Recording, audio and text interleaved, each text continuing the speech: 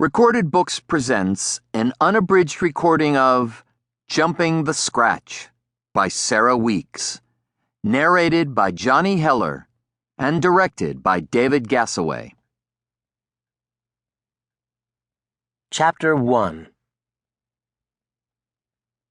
I have a pretty good memory, but it's got a mind of its own.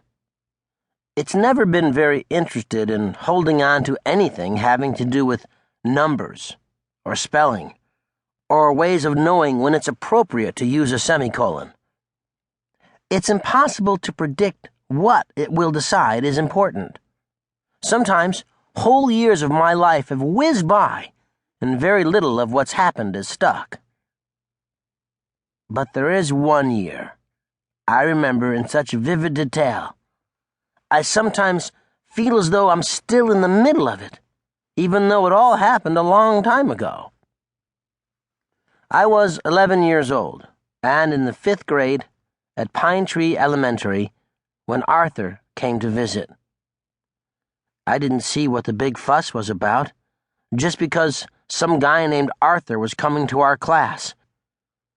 We were supposed to wear our best clothes and be on our best behavior and not shout out, and a lot of other things I didn't bother to listen to when Miss Miller told us about his coming. I didn't listen to much of anything she said that year. I wasn't interested, and I didn't care. Looking back on it now, I guess that might have had something to do with why she was always yelling at me. "Are you listening, James? Best behavior," Miss Miller said, giving me the big fish eye. My name is not James. It's Jamie. It says so right on my birth certificate. But I never bothered to tell Miss Miller that.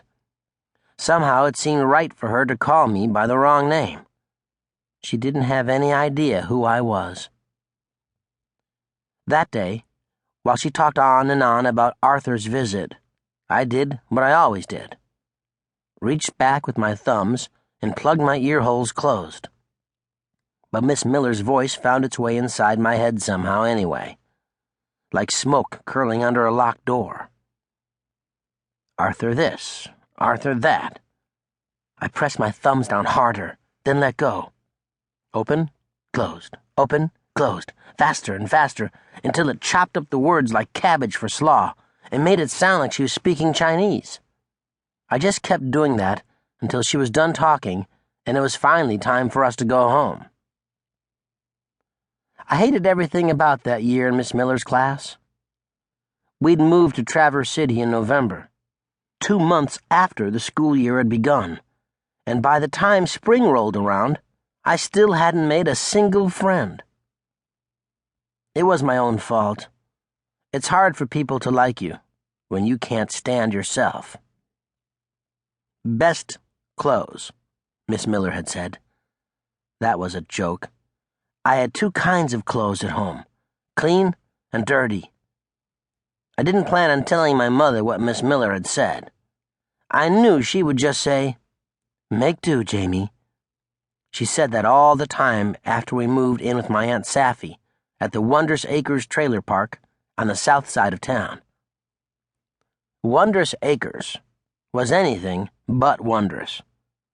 Ours was the 5th trailer in a line of 15 single-wides that sat on a flat strip of asphalt, baking in the sun or rattling in the wind, depending on the season. Some of the trailers had names over their doors instead of numbers. Tin Heaven and Dolly's Spot. Ours was just plain old number 5. But if it had been mine to name, I would have called it Make Do. We had a real house back when we lived in Battle Creek. I had a room of my own, and best of all, a cat named Mister. Mister was just a stray, somebody else's cat that had run away. But after I fed him tuna fish and milk, he didn't run away from me, so my mom said she guessed he was mine. Mister was the first friend I had who liked me best. He didn't like anybody else to pick him up, or even touch him. He slept on my pillow at night. I'd lie in the dark, rubbing him behind his soft black ears, telling him everything.